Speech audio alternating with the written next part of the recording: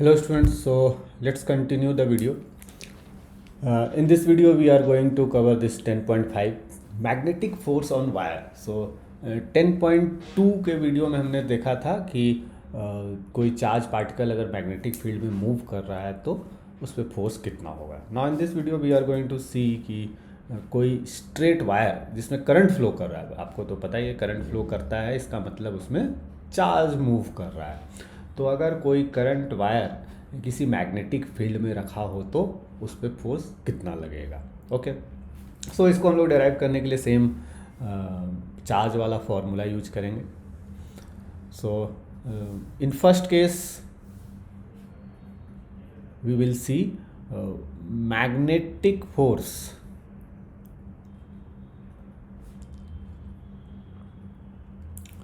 on straight wire.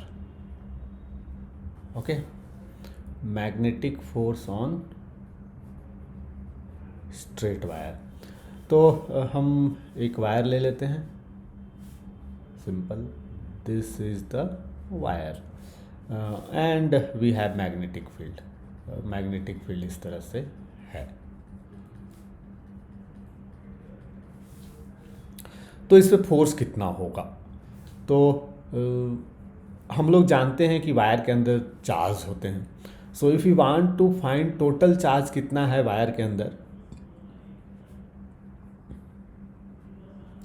So we can simply calculate it like this.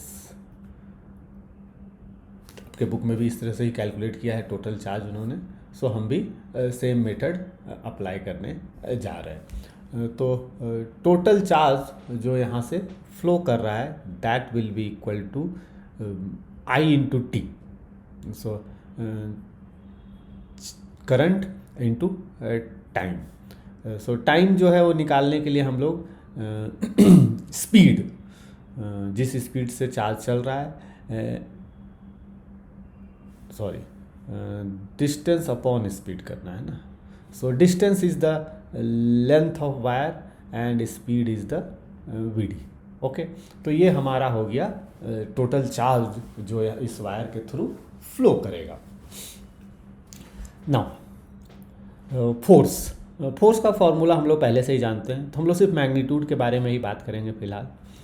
So Q, ये Q यही है, into V D, जिस speed से वो मूव कर रहा है. वी डी इसलिए लिखते हैं क्योंकि वो ड्रिफ्ट वेलोसिटी को रिप्रेजेंट करता है.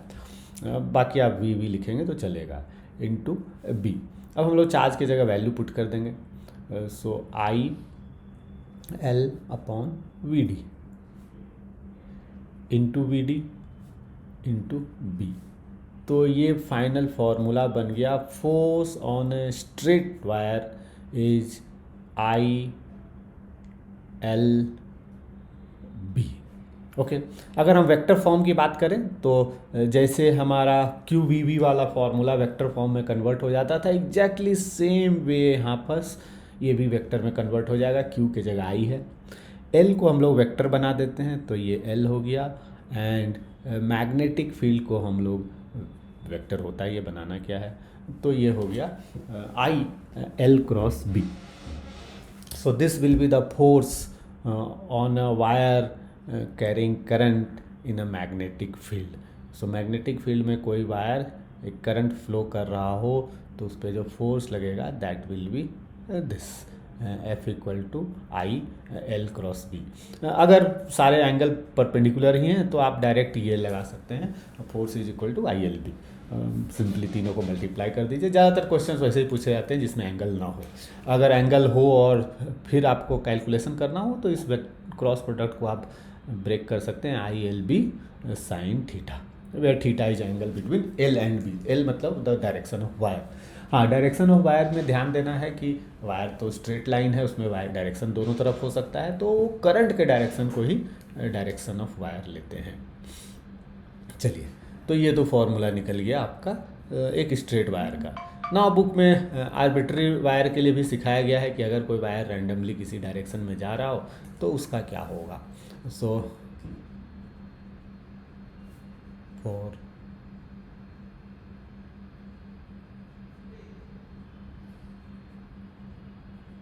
arbitrary wire, मतलब किसी भी रैंडम शेप का वायर है। ओके, तो आपको पता ही है जब भी कोई रैंडम शेप का वायर हो तो उसका एक छोटा सा टुकड़ा लेते हैं, उसको डीएल लिखते हैं, और उसके कारण जो फोर्स होता है वो होता है डीएफ। डीएफ लिखेंगे तो इस तरह से लिखेंगे, आई डीएल क्रॉस बी।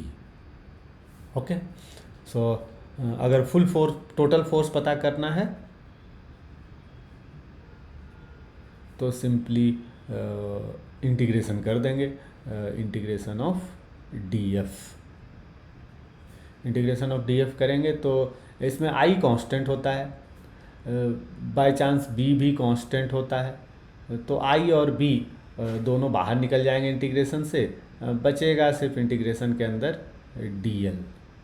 सॉरी, थोड़ा गड़बड़ लिख दिया, इंटीग्रेशन ऑफ डीएल। ओके, तो ये इंटीग्रेशन ऑफ डीएल कर लेंगे ना। सिंपली ज्योमेट्री में हम लोग जानते हैं कि इंटीग्रेशन ऑफ डीएल अगर हम करें, किसी भी वायर के हर पार्ट का अगर इंटीग्रेशन करें तो it will give me a straight length of this and this point, means starting और एंड पॉइंट के बीच जो स्ट्रेट लेंथ होगा वही देगा। तो आप इसको इस तरह से लिख सकते हैं, I and this is called L effective in cross B. ठीक है, तो इफेक्टिव लेंथ जो है वो ये है, यहाँ से इस एंड से इस एंड तक जो स्ट्रेट लाइन लेंथ होगा, स्ट्रेट लाइन लेंथ जो होगा उस लेंथ को अगर हम लें तो उसको हम लोग इफेक्टिव लेंथ कहते हैं, और उससे हमारा डायरेक्ट फोर्स निकल आएगा वेक्टर फॉर्म में। Okay, so that's all for this video. इसमें हमें सिर्फ दो ही बातें जाननी थी, अगर स्ट्रेट वायर हो तो फोर्स कितना होगा, और अगर कोई आर्बिट्ररी शेप का वायर हो तो हमारा फोर्स कितना होगा। दोनों के फॉर्मूले सेम होते हैं, बस स्ट्रेट वायर में जो ओरिजिनल लेंथ होता है वही लेंथ लेते हैं, और अगर किसी रैंडम आर्बिट्ररी शेप का कोई वायर हो तो उसमें एल इफेक्टिव लिया जाता है और फिर सिंपली कैलकुलेट कर लेते हैं। Okay, so thank you. Next topic हम लोग नेक्स्ट वीडियो में देखते हैं।